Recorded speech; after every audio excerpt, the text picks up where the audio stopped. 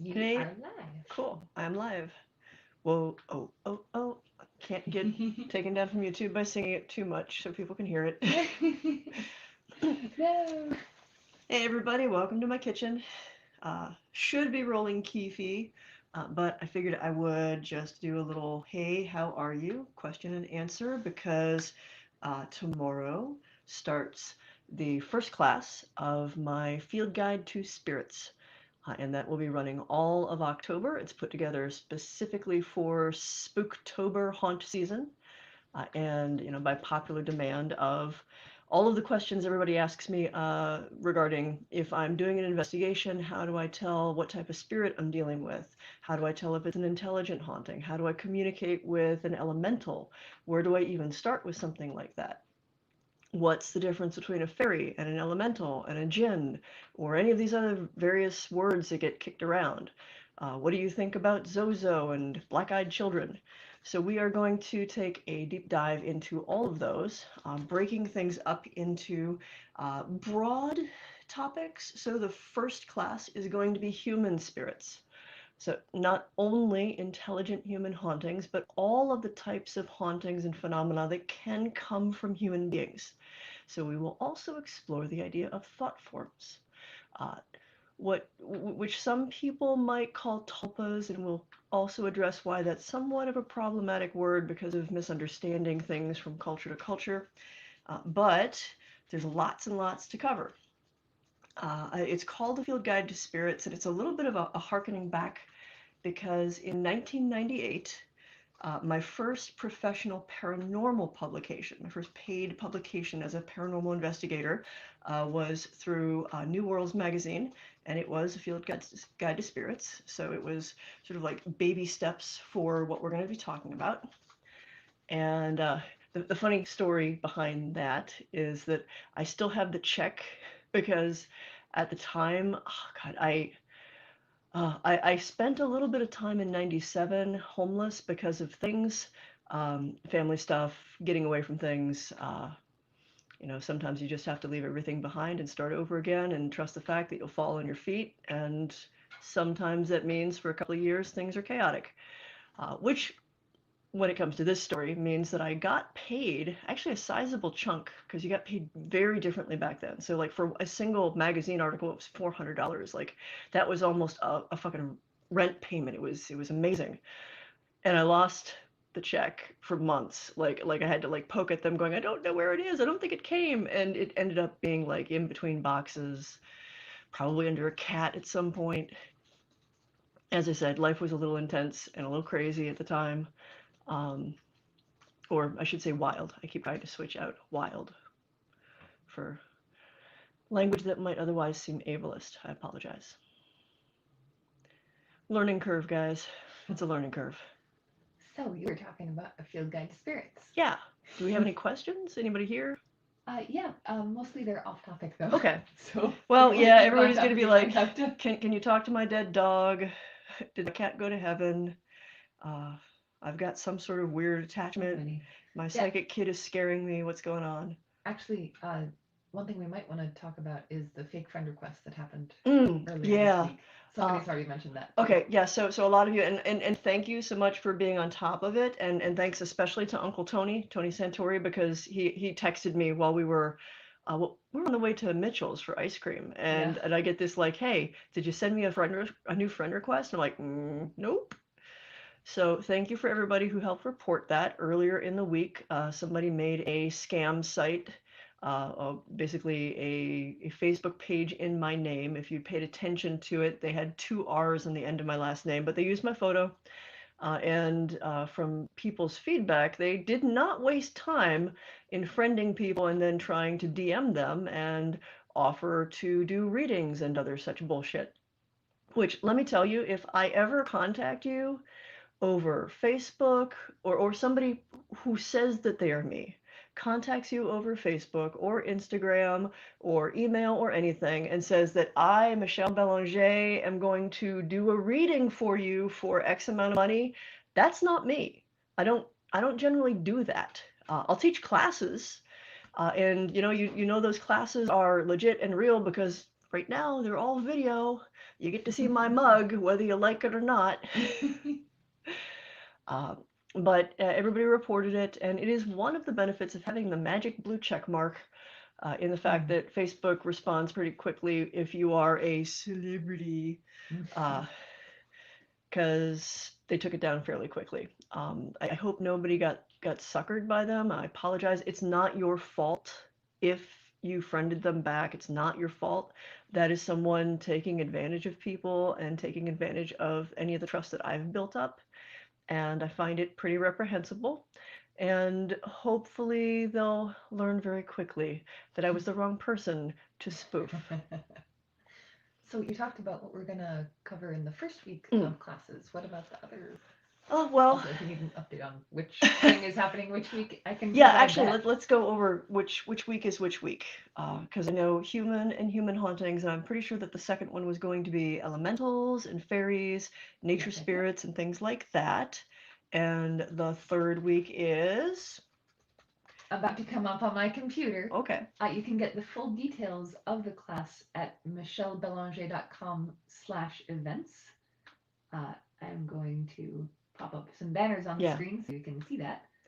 Yeah, and if you're like, well, how do you not even know what the topics are going to be? It is such a broad topic that I kind of had to arbitrarily go, this class will talk about this, and this class will talk about this, with the full understanding that there's going to be some spillover between classes, and there's literally no way for me to cover every type of spirit that is out there, whether it's an intelligent entity, a non-human entity, something that is non-sentient and yet aware.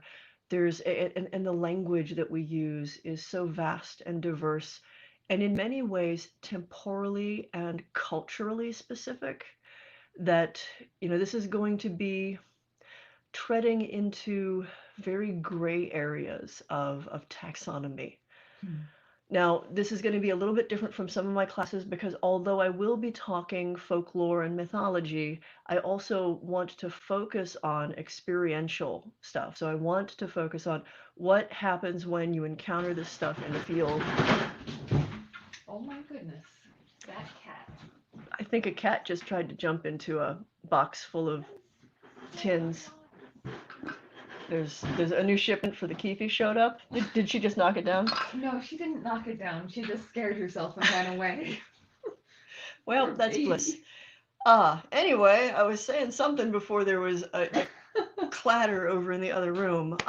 One of the things that I want to focus on is experiential. So what is it like for anybody, me, you, anyone who's in the field who encounters this? Like, what does that feel like? What does communication or interaction with something like that, how does that play out? How do you best communicate or work with spirits like that? Are they dangerous?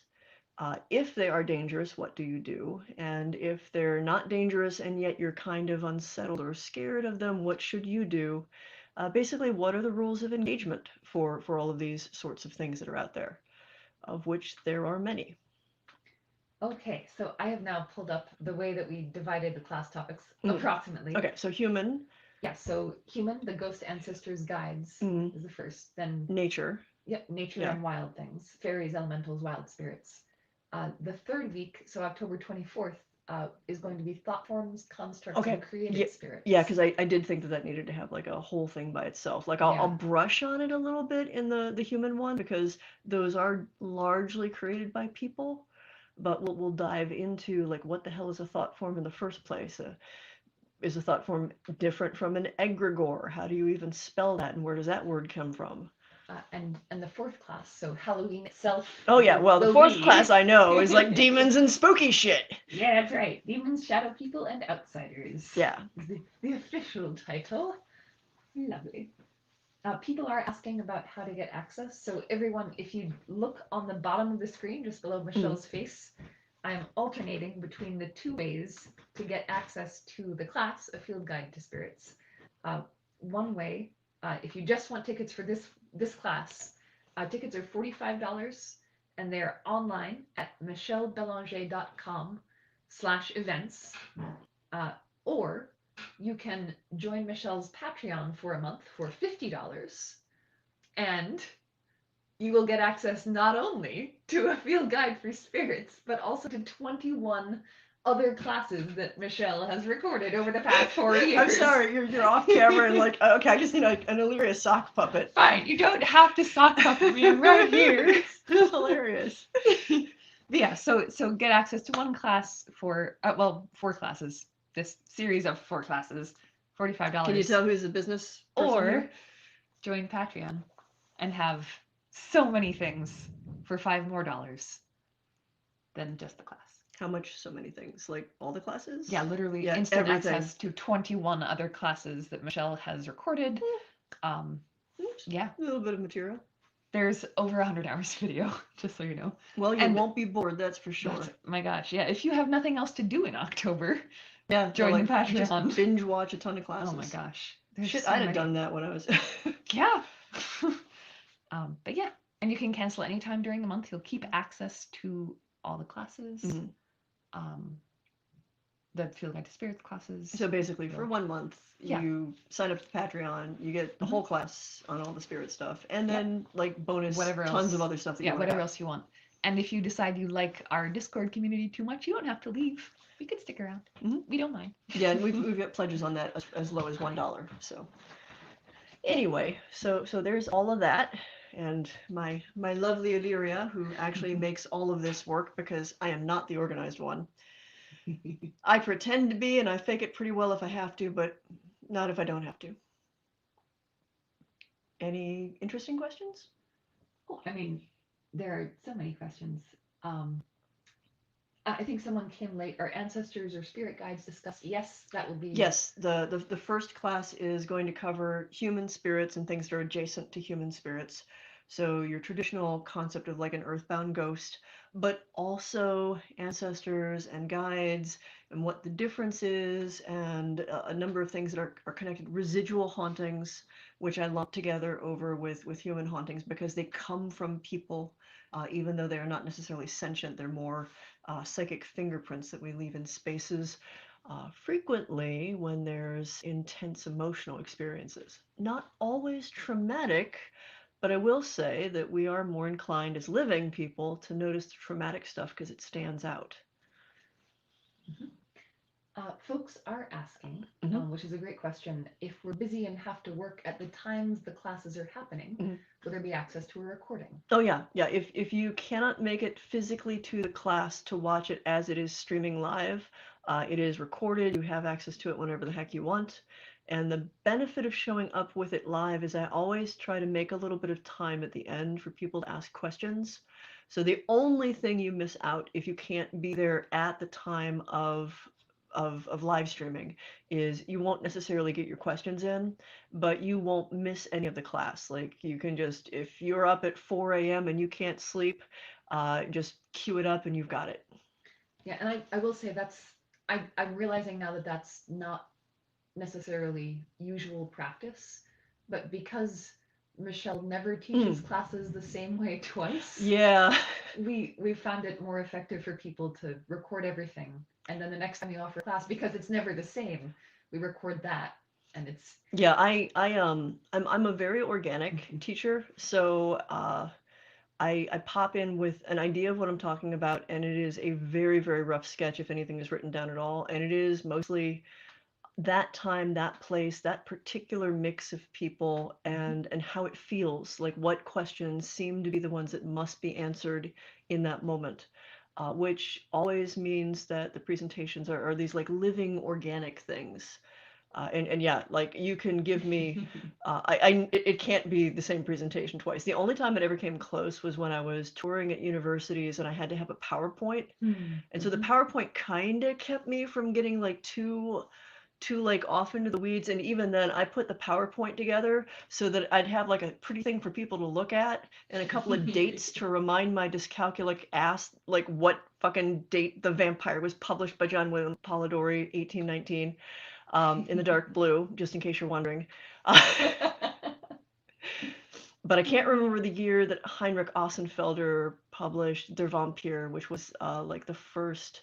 It's a German poem. Don't look at me. I've It's never seen 17, PowerPoint. it's 17 something. Late 1700s. Might have been right around Lord Byron's birthday. But anyway, I'm getting off topic. So a couple of folks who are already patrons Mhm. are curious if the class will be recorded and available later for patrons at other levels. Yes, absolutely. It will be available for patrons at other levels. If you join and become a patron later on, this will go into our bank of classes. So at some point down the line, say money's been tight. Who knows why? Maybe COVID.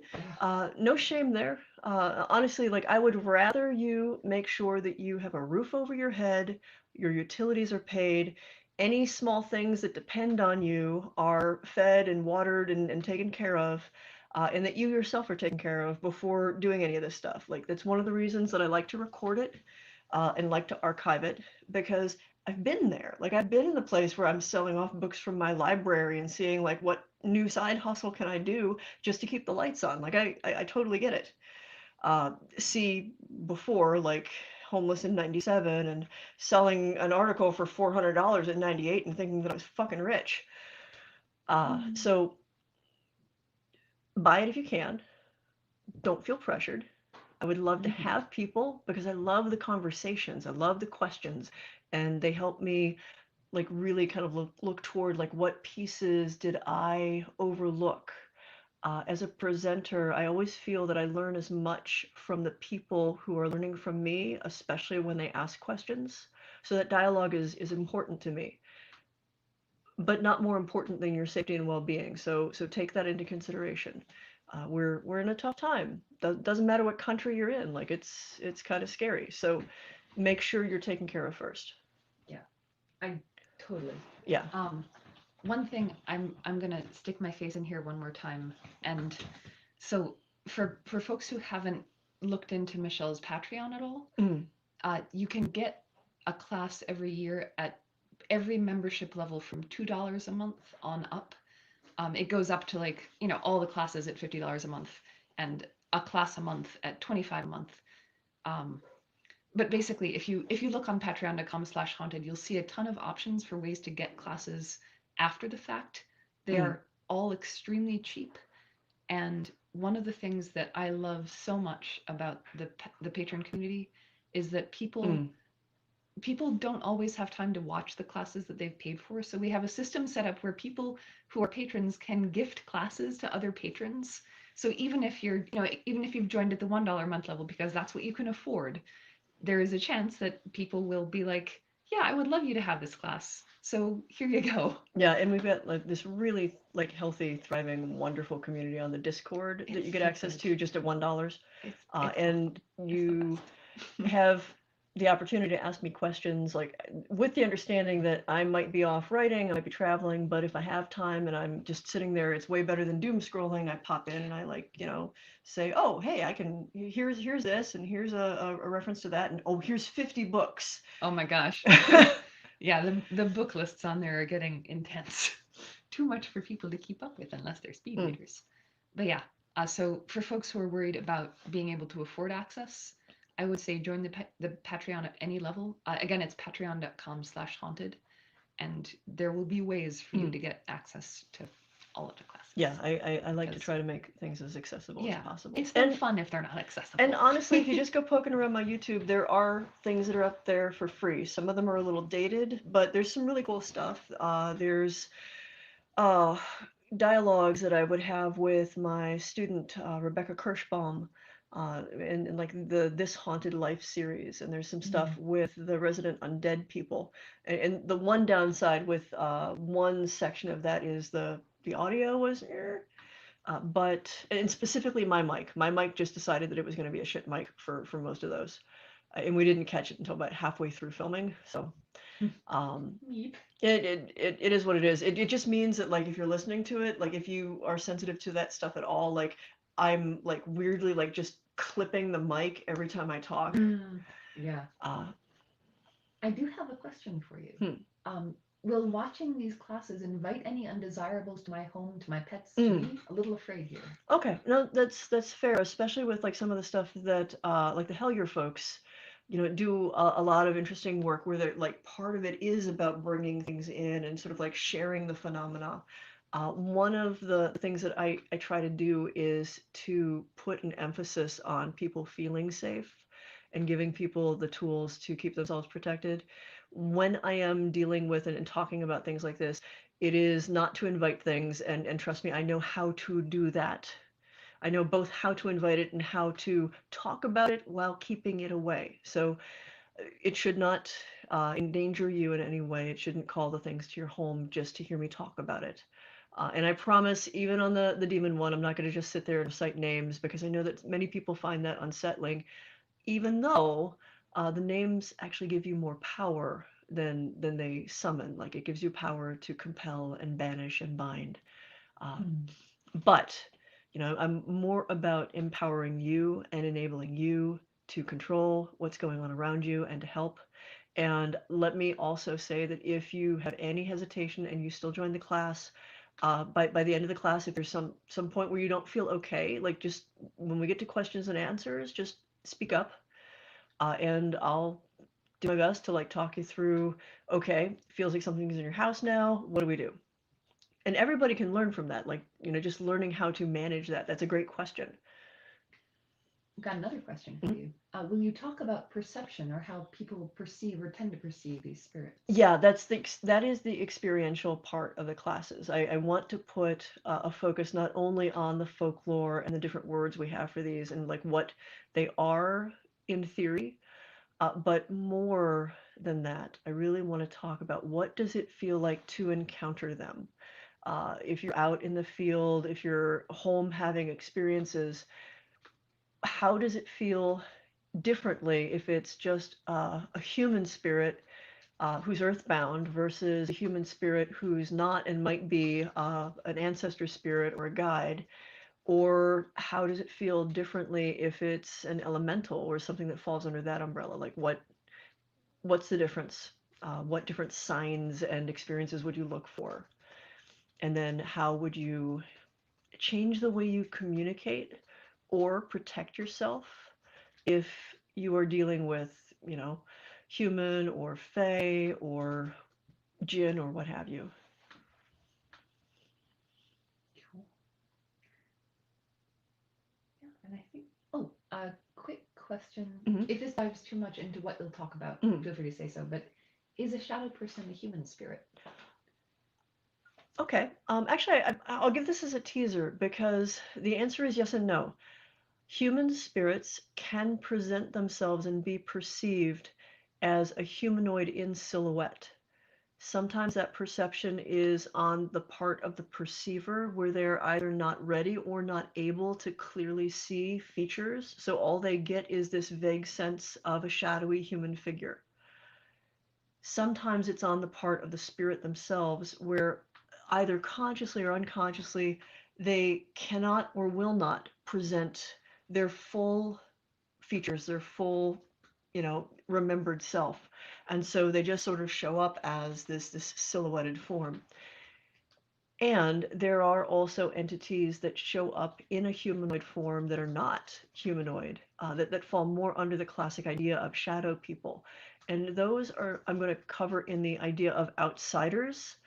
There's transdimensional and interdimensional entities and a whole bunch of different language for these sort of things that seem to be travelers, visitors, or interlopers in our reality that sort of take on a form, but it's not necessarily something that seems native to them.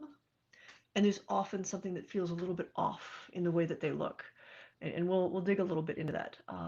Rosemary Ellen Guiley spent a lot of time with shadow people with a couple of her books. And while she and I didn't always see eye to eye on interpretations, I will say certainly her work on shadow people has been seminal, has influenced a lot of people's ideas about what these are.